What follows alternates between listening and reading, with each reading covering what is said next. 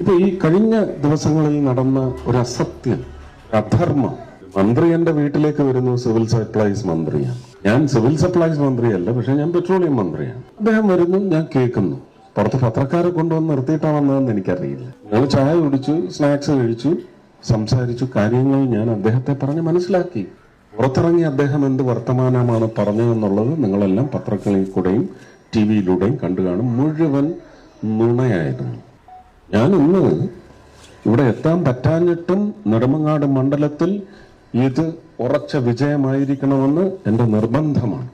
കഴിഞ്ഞ ഒരു 5-6 ദിവസം മുമ്പ് സംഭവിച്ച കാര്യമാണ് ഞാൻ പറയുന്നത്. പെരുത്ത നുണയാണ് പ്രചരിപ്പിച്ചത്. അങ്ങനെയാണോ ഒരു MLA-ക്ക് അത് ചെയ്യാൻ? മന്ത്രി അങ്ങനെയാണോ ചെയ്യേണ്ടത്? അദ്ദേഹത്തിന് ധൈര്യമുണ്ടെങ്കിൽ ഞാൻ ഇവിടെ പ്രചരണം നടത്തുന്ന ഏതെങ്കിലും യോഗത്തിൽ വന്ന് ഇതിന് മറുപടി പറയട്ടെ. അങ്ങനെ ജനങ്ങളെ പറഞ്ഞ് കബളിപ്പിക്കരുത്.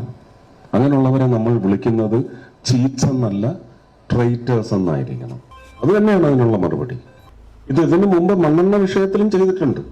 ഞാൻ മണ്ണെണ്ണ വിഷയത്തിലുള്ള നുണ അറിയണമെങ്കിൽ നാഷണൽ ഡേറ്റ നിങ്ങൾ പരിശോധിക്കണം.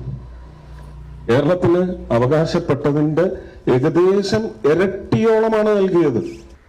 എന്നിട്ടാണ് ഇവിടുത്തെ ജനങ്ങളുടെ കഞ്ഞിപ്പാത്രത്തിലേക്ക് നുണയെന്ന് പറയുന്ന മണ്ണെണ്ണ ഒഴിച്ച് കലക്കിയത് ഇതേ വ്യക്തി.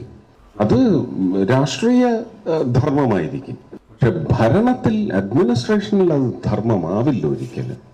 ഞാൻ എന്റെ ഇലക്ഷനിൽ പോലും സഹസ്ഥാനാർത്ഥികളുടെ പേര് പോലും പറഞ്ഞിട്ടില്ല, അവരെയൊന്നും കുറ്റം പറഞ്ഞിട്ടുമില്ല.